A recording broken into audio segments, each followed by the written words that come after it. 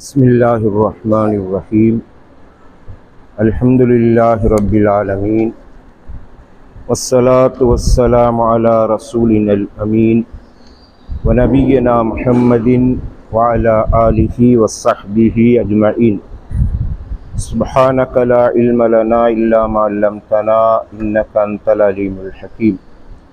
கண்ணியத்துக்குரிய பெரியோர்களே, சகோதரர்களே, அஸ்ஸலாமு அலைக்கும் வரஹ்மத்துல்லாஹி வபரகாத்துஹு. ஜியாரத்துல் குபூர், மன்னரைகளை தரிசித்தல் என்ற பாடத்தில் இரண்டாவது பகுதியில் இடம்பெறக்கூடிய ஹதீஸை இன்று விளக்கத்திற்கு எடுத்துக்கொள்கின்றேன். அனிபினி அப்பாஸின் கால் மர்ரன் நபியு ஸல்லல்லாஹு அலைஹி வஸல்லம் பிகுபூரில் மதீனா فأقبل عليهم بوجهه فقال السلام عليكم يا أهل القبور يغفر الله لنا ولكم أنتم سلفنا ونحن بالأثر. رواه الترمذي وقال هذا حديث حسن غريب. இப்னு அப்பாஸ் ரலியல்லாஹு அன்ஹுமா அறிவிக்கின்றார்கள், நபி ஸல்லல்லாஹு அலைஹி வஸல்லம் அவர்கள்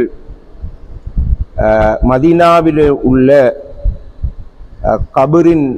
கபறுகளின் அருகிலே சென்று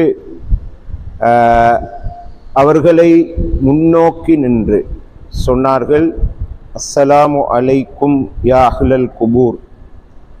இந்த மன்னரைகளில் இருக்கின்றவர்களே, உங்கள் மீது சாந்தியும் சமாதானமும் உண்டாவதாக. யக்ஃபிருல்லாஹு லனா வலக்கும், அல்லாஹு தஆலா எங்களுக்கும் உங்களுக்கும் மன்னிப்பை வழங்குவானாக. அன்தும் சலஃபுனா, நீங்கள் எங்களை முந்தி சென்று விட்டீர்கள். வநஹ்னு பில் அஸர், நாங்கள் உங்களை தொடர்ந்து வர இருக்கின்றோம். இந்த ஹதீஸை இமாம் திர்மிதி பதிவு செய்திருக்கிறார்கள். சென்ற வாரம் நாங்கள் ஹதீஸ் விளக்க வகுப்பிலே இப்படியான ஒரு துவாவை படித்து கொண்டோம். இப்போ இங்கு ரசூல் ஸல்லல்லாஹு அலைஹி வஸல்லம் மதீனாவில் இருக்கின்ற கபர்களுக்கு அருகில் சென்று அவர்களை முன்னோக்கி நின்று இந்த துவாவை செய்திருக்கிறார்கள். கபரில் உள்ளவர்களே, உங்கள் மீது சாந்தியும் சமாதானமும் உண்டாவதாக. இதிலே ஸல்லல்லாஹு அலைஹி வஸல்லம் உயிரோடு இருக்கின்றவர்களுக்கும் சேர்த்து அல்லாஹ்விடம் மக்ஃபிரத்தை வேண்டியிருக்கிறார்கள். அதாவது எங்களையும் உங்களையும் அல்லாஹ் மன்னிப்பானாக என்று சொல்லிவிட்டு, எங்களை நீங்கள் முந்தி சென்று விட்டீர்கள், வித்தியாசம் ஒன்றுமில்லை, அல்லாஹு தஆலாவுடைய ஏற்பாட்டின்படி உங்களுடைய கதிர், உங்களுடைய அஜல் முந்தி நீங்கள் போய்விட்டீர்கள், நாங்கள் தொடர்ந்து வர இருக்கிறோம். அப்போ இதில் ஸல்லல்லாஹு அலைஹி வஸல்லம் அவர்கள் அந்த கபரிலே உள்ளவர்களோடு ஒரு வித்தியாசமான ஒரு உறவை அமைத்து கொள்கிறார்கள். நாங்கள் வேறு ஒரு இடத்துக்கு செல்ல இருக்கின்றவர்கள் அல்ல, உங்களோடு தான் வந்து இணைந்து கொண்டிருக்கிறோம், நீங்கள் முந்திவிட்டீர்கள், நாங்கள் இன்ஷா அல்லாஹ் உங்களை வந்து அடைவோம். இது ஒரு துவா. இந்த ஹதீஸோடு இந்த இரண்டாவது பகுதி நிறைவடைகிறது. மூன்றாவது பகுதியில் இடம்பெறக்கூடிய முதலாவது ஹதீஸ், அன் ஆயிஷத்த காலத் கான ரசூலுல்லாஹி ஸல்லல்லாஹு அலைஹி வஸல்லம் குல்லமா கான லைலத்துஹா மின் ரசூலில்லாஹி ஸல்லல்லாஹு அலைஹி வஸல்லம் யஹ்ருஜு மின் ஆகிரில் லைலி இலல் பகீ.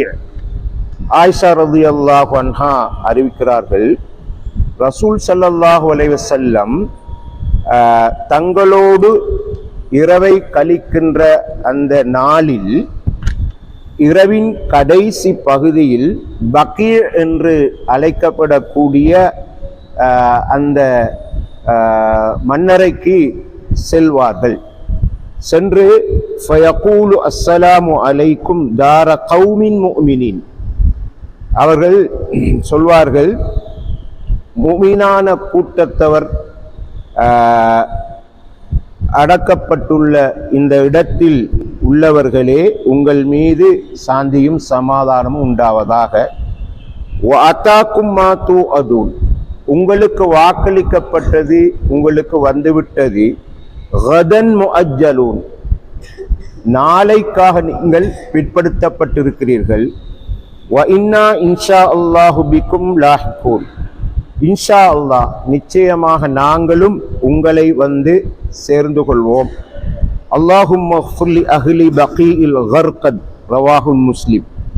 இந்த பகீஉல் கர்கத் என்ற இந்த மன்னரையில் இருக்கின்றவர்களுக்கு யா அல்லாஹ் மன்னிப்பை வழங்குவாயாக, அவர்களை மன்னித்துக் கொள்வாய் என்று துஆ செய்வார். இந்த ஹதீஸ் சஹீஹ் முஸ்லிமிலே வருகிறது. உங்களுக்கு தெரியும், ஸல்லல்லாஹு அலைஹி வஸல்லம் அவர்கள் பல மனைவிமார்களோடு வாழ்ந்திருக்கிறார்கள். அவர்கள் நாட்களை அந்த மனைவிமார்களுக்கு இடையிலே பகிர்ந்து மிகவும் நீதமாக நடந்து கொண்டவர்கள். அப்படி ஆயிஷா ரலியல்லாஹு அன்ஹாவோடு இரவை கழிக்கின்ற அந்த நாளில் இரவின் பிற்பட்ட பகுதியிலே மக்பராவுக்கு போய் விடுவார்கள். சில நேரம் ஆயிஷா ரலியல்லாஹு அன்ஹா ரசூல்லாவை தேடுவார்கள். அந்த இரவிலே எங்கே ரசூல்லாவை காணவில்லை என்று பிறகு பார்த்தால் அவர்கள் அந்த மக்பராவிலே நின்று கொண்டிருப்பார்கள். அதாவது பக்கீ என்று சொல்லக்கூடிய அல்லது பக்கீஉல் கர்கத் என்று சொல்லக்கூடிய ஒரு இடம், அதுதான் மஸ்ஜிதுன் நபவிக்கு பக்கத்தில் இருக்கிற மக்பரா. அதிலே சஹாபாக்கள் அதிகமானோர் நல்லடக்கம் செய்யப்பட்டிருக்கிறார்கள்.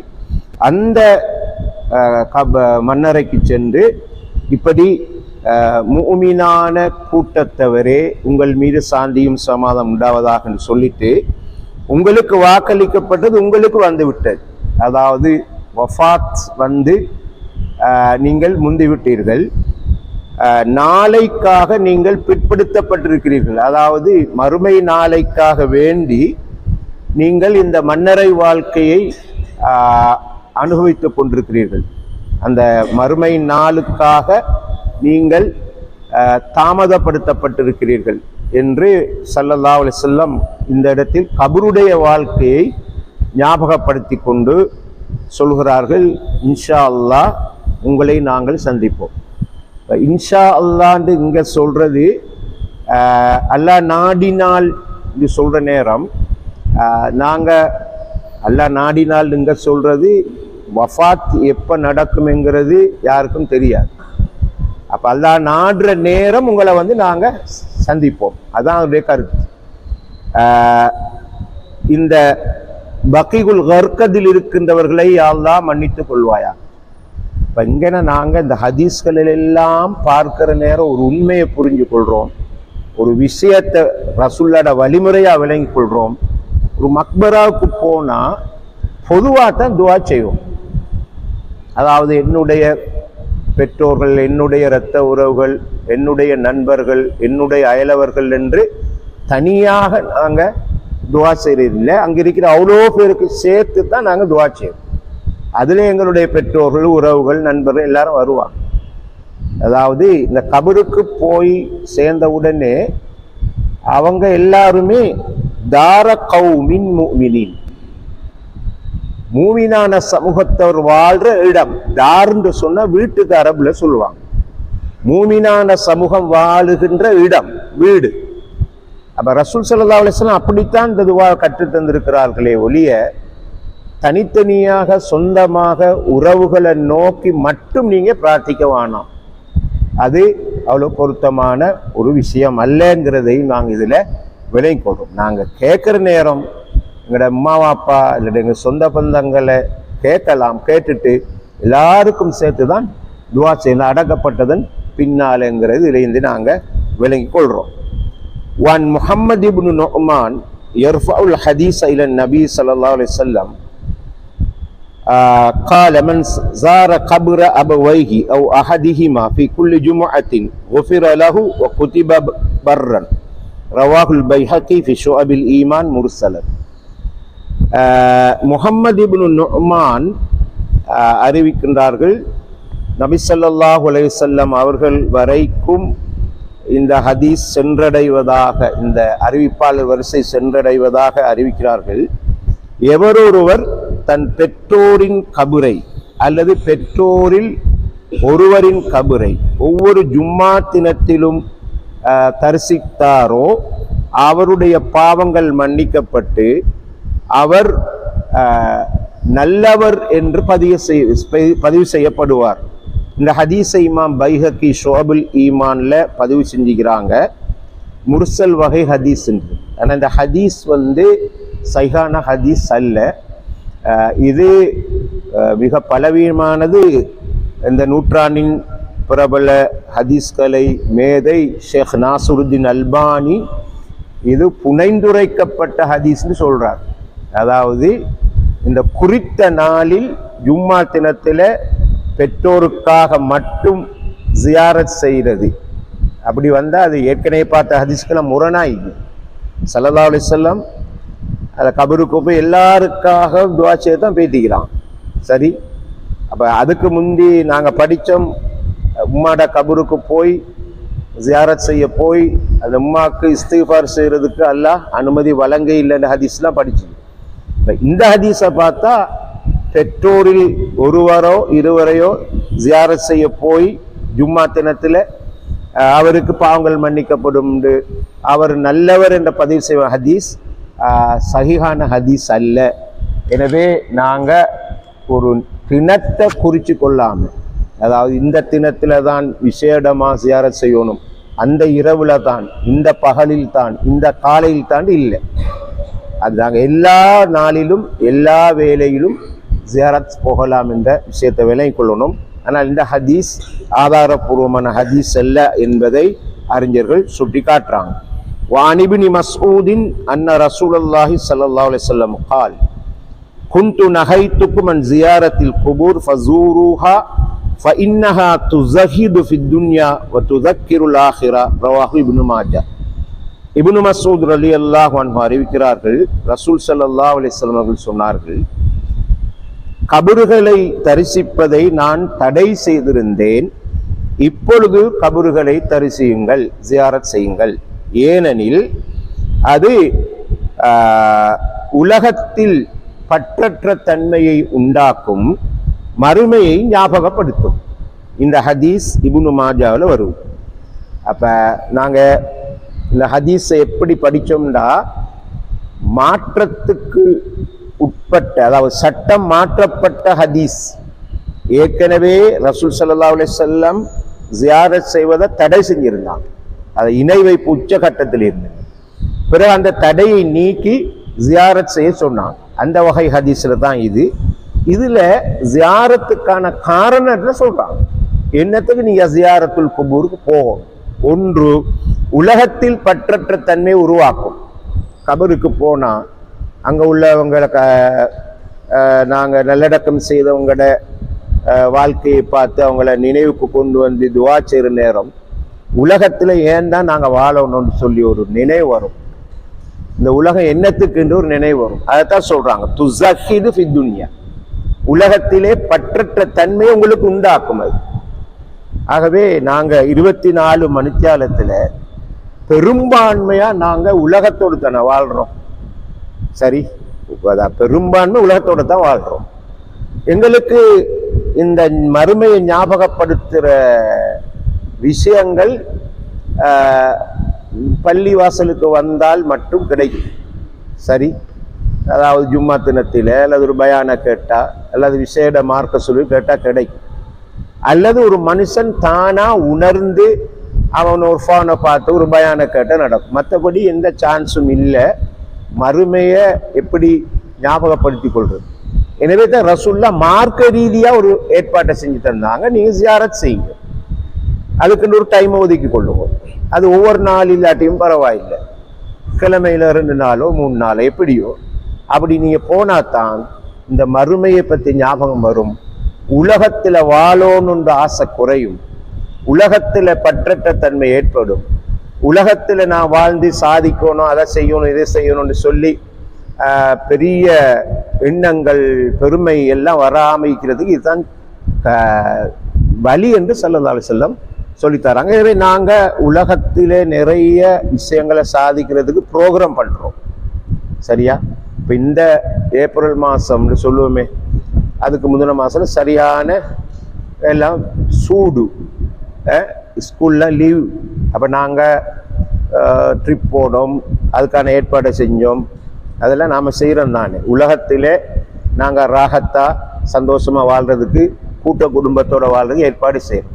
அதே போல் நாங்கள் மறுமையில் ராகத்தாக வாழ்கிறதுக்கான ஏற்பாட்டையும் ரசூல்லா செஞ்சு தந்திக்கிறாங்க. அதை எங்களுக்கு கஷ்டப்படுத்தாமல் செஞ்சு தந்திக்கிறாங்க. சரி, இப்போ நீங்கள் ஜியாரத் செய்யுங்கன்னு சொன்ன இந்த ஏவல் கூட நாங்கள் ஆரம்பத்தில் படிச்சிட்டோம்.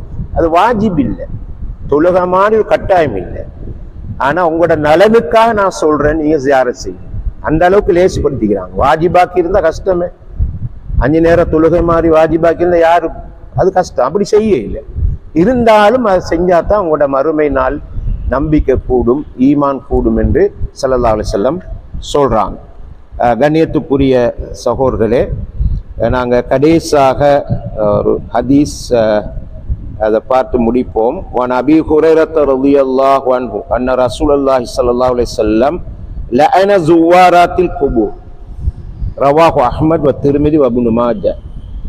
அபூ ஹுரைரா ரலியல்லாஹு அறிவிக்கிறாங்க, ஸல்லல்லாஹு அலைஹி வஸல்லம் அவர்கள் இந்த கபறுகளை அதிகம் ஜியாரத் செய்கின்ற பெண்களை சபித்தார்கள்.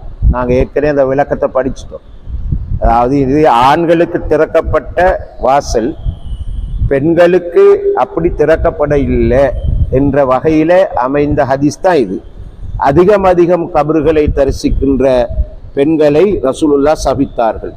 இந்த வகையில இமாம் திர்மிதி இருக்கிற சின்ன ஒரு விளக்கம் ஒன்று எழுதுறாங்க. எப்படின்னா, அறிஞர்களில் சிலர் கருதுகின்றார்கள், இந்த சபிப்பு ரசூலுல்லாஹ் சபிச்சது அதாவது கபறுகளை ஜியாரத் செய்வதற்கான சலுகை வழங்கினாங்க தானே, அதுக்கு முந்தி உள்ளதுன்னு சொல்றாங்க.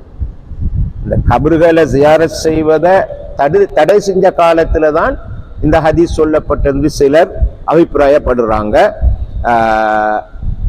ஆனா இப்பொழுது தரிசியுங்கள் என்று சொன்ன போது அது ஆண்களுக்கும் பெண்களுக்கும் சலுகை அளிக்கப்பட்டு விட்டது என்று சிலர் சொல்றாங்க. சிலர் அபிப்பிராயம் 2 பேருக்கும் தான் அனுமதி. இன்னும் சிலர் சொல்றாங்க, பெண்களுக்கு ஜியாரத்துல் குபூர் மக்ரூ, விரும்பத்தகாத செயல். ஏனென்றால் அவர்கள் பொறுமை இழப்பார்கள், பொறுமை சாதிப்பது குறைவாக இருக்குது. அடுத்தது அதிகமாக அதிர்ச்சிக்குள்ளாகுவார்கள் என்று இமாம் திர்மிதி சில அறிஞர்கள கருத்தை சொல்றாரு. நாங்கள் ஏற்கனவே படிச்சிட்டோம் ரசூலுல்லாஹ் பெண்களுக்கு அப்படி சொன்னாங்க. ஆகவே இதிலே ஆண்களை போல அவங்கள ஊக்குவிக்க இயலாதுங்க. சரி, ஆனால் ஹராம்ட வார்த்தை எங்கேயும் வரவும் இல்லை, மக்ரூஹ் என்ற வார்த்தை தான் அறிஞர்களும் சொல்றாங்க. எனவே நாங்கள் இந்த விஷயத்தில் பெண்கள் விஷயத்தில் கவனமாக இருக்கணும். இந்த நீண்ட பல மாதங்களாக நாங்கள் பார்த்து வந்த ஹதீஸ், இந்த ஜனாயிஸ் என்ற பிரதான அத்தியாயத்தின் கடைசி ஹதீஸை நான் உங்களுக்கு சொல்லி முடித்து இன்ஷா அல்லாஹ் அடுத்த வாரம் புதிய தலைப்பு ஆரம்பிப்போம். இந்த ஹதீஸ் கபரு ஜியாரத் செய்கிறது மட்டுமில்லை, அந்த காலத்தில் எப்படி மஹ்ரம் அஜ்னபி பேணுனாங்கிறதுக்கு ஒரு உதாரணம் தான் இது. எப்படின்றால், அதாவது 10வது ஹதீஸ், கடைசி ஹதீஸ், இந்த தலைப்பை நிறைவு செய்து வைக்கின்ற ஹதீஸ். وعن عائشة قالت كنت أدخل بيتي الذي فيه رسول الله وإني واضع ثوبي. அதாவது நான் ஸல்லல்லாஹு அலைஹி வஸல்லம் வாழ்ந்த வீட்டுக்குள் நுழைவேன், என்னுடைய உடுப்பை தளர்த்தி வைத்து கொண்டு. அதாவது இப்போ நீங்கள் மஸ்ஜிதுன் நபவியில் பார்க்கலாம், மஸ்ஜிதுன் நபவியில் ரசூலோட கபர் இருக்குது, அதுதான் ரசூலோட வீடு. சரி, ரசூல்லா அடக்கப்பட்டிருக்கிறாங்க, அதுதான் அவங்களோட பெட்ரூம். சரி, என்றால் நபிமார்கள் வஃபாத்தானால் அந்த இடத்திலே அடக்கப்பட வேண்டும் என்பது தான் அல்லாஹ்வுடைய உத்தரவு. அது சர்ச்சை ரசூல்லா மௌத்தா போனத்தோட எங்க அடக்கம் செய்வேன்? அந்த நபியிலே அவங்க சாதாரண ஒரு மனிதர் இல்லை. அப்ப அபூபக்கர் தான் சொன்னாங்க, ஒரு ஹதீஸ் எடுத்து சொல்லி எந்த நபிமார் மௌத்தான அந்த இடத்துல அடக்கணும் சொல்லி. ஆகவே இங்கன பைத்தின் ஆயிஷா நாயிஷா என்னுடைய வீட்டுக்குள் நுழைவேன், அந்த வீட்டிலே தான் ரசூல்லா இருந்தார்கள் சொல்றது கபரைத்தான் குறிக்குது. ஆனா ஏற்கனவே வீடு. அப்படி நல்லடக்கம் செய்யப்பட்ட நேரம் நான் உடுப்ப சாதாரணமா கொஞ்சம் தளர்த்தி கொண்டு போவேன். அகூலு நான் சொல்வேன், இன்னமாக ஜௌஜி வாபி, அதாவது அந்த இடத்துல தான் இந்த வாப்பாட கபரு நீ அபூபக்கருடைய கபர். எனவே நான் அவ்வாறு செல்வதற்கு காரணம் ரசூலுல்லாஹ் என்னுடைய கணவர், அபூபக்கரினுடைய வாப்பா. எனவே நான் உடுப்ப கொஞ்சம் மிச்சமாக போத்திக்கிட்டு போறேன் இல்லை. சாதாரணமா வீட்டுல பெண்கள் இருக்கிற நேரம் அவங்க முழுமையா ஃபர்தாலாம் போட்டிக்க மாட்டாங்க, எல்லாருக்கும் தெரியும். அந்த மாதிரி தான் நான் போவேன். ஃபலம்மா துஃபின உமர் ரலியல்லாஹு அன்ஹு மஅஹு, அவர்களோடு சேர்த்து உமர் ரலியல்லாஹு அவர்கள் நல்லடக்கம் செய்யப்பட்ட போது, ஃபவல்லாஹி அல்லாஹ்வின் மீது சத்தியமாக, மா தகல்துஹு இல்லா வ அன மஸ்லூதத்துன் அலைய சியாபி ஹயாஅன் மின் உமர், ரவாஹு அஹ்மத். அல்லாஹ்வின் மீது சத்தியமாக நான் என்னுடைய உடுப்பை நன்றாக போர்த்தி, அதாவது ரசூலுல்லாவும் அபூபக்கர் நல்லடக்கம் செய்யப்பட்ட நேரம் எப்படி சும்மா சாதாரணமா போவேனோ அப்படி போனது இல்லை. வல்லாஹின்னு சொல்றாங்க. அல்லாஹ்வின் சத்தியம் அப்படி போனது இல்லை. நல்லா இறுக கட்டி உடுப்பெல்லாம் நல்லா போர்த்தி கொண்டு போவேன். ஏனென்றால் உமர் இருப்பதை நான் வெட்கப்பட்டு, என்ற உமர் எனக்கு மகரம் இல்லை, அஜ்னபி. இந்த ஹதீஸ் முஸ்னத் அஹ்மதுல பதிவாய். நமக்கு எல்லாருக்கும் தெரியும், ஷரியா சட்டத்திட்ட ஹயாத்தோடு இருக்கிறேன்னா அமுல்லை. மஹரம் அஜ்னபி எப்போ ஒரு மனுஷன் ஹயாத்தோடு இருக்கிறார், மௌத்தா போறதுக்கு போறோம். ஆனா ஆயிஷா ரலியல்லாஹு அன்ஹா எவ்வளவு பேணுதலா சொல்றாங்கண்டா, இவர் அடக்கம் செய்யப்படுறதுக்கு முந்தி நான் சாதாரணமா உள்ளுக்கு போவேன், போய்த்து ஜியாரத் செஞ்சுட்டு வருவேன். ஆனா எப்போ உமர் அடக்கப்பட்டாரோ என்னுடைய உடுத்துற அமைப்பெல்லாம் வித்தியாசம், நல்லா போத்தி கொள்வேன், நல்லா இறுக கட்டி கொள்வேன். ஏன்? உமருக்கு வெட்கப்பட்டேன் வேண்டா. உமர் அவரு அஜ்னபி, மஹரம் இல்லை. இதோட இந்த ஹதீஸ் முடியுது. உங்களுக்கு தெரியும், இது சின்னொரு வரலாற்று குறிப்பு. உமர் ரலியல்லாஹு கொலை செய்யப்பட்டாங்க தெரியும். அதாவது ஒரு சுபுஹ் தொழுகையில தொழுவிச்சு கொண்டிருக்கிற நேரம் ஒரு எதிரி கத்தியால குத்தினதுங்கிறது எல்லாருக்கும் தெரியும்.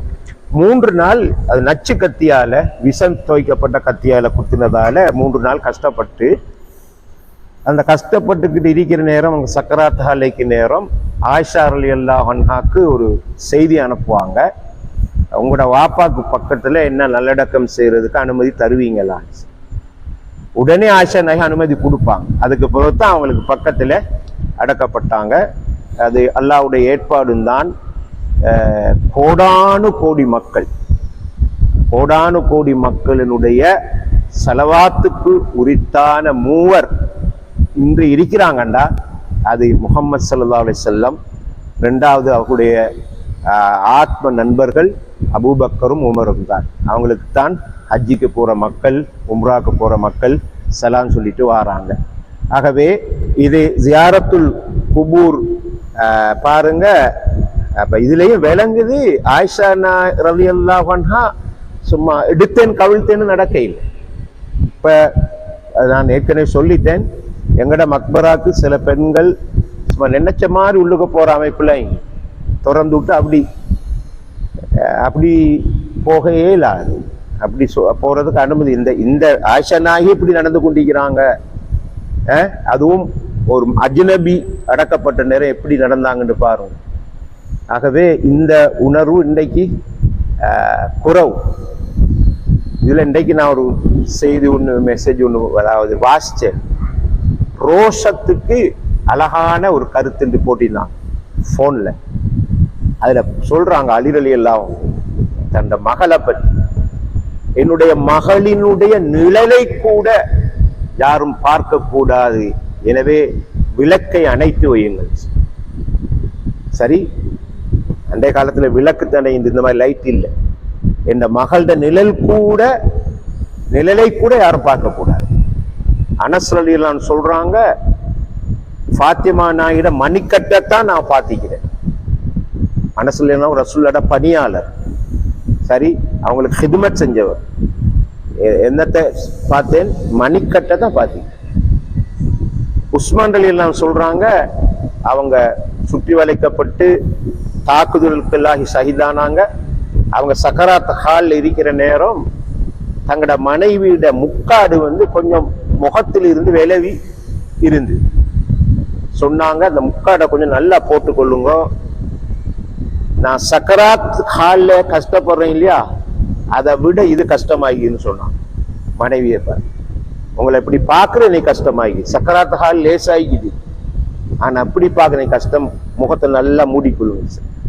இதெல்லாம் அந்த கால பெண்கள் விஷயத்துல அந்த கால ஆண்கள் எப்படி ரோஷ உணர்வோடு எந்திக்கிறாங்கிறதுக்கு ஆதாரமாக இருக்கு.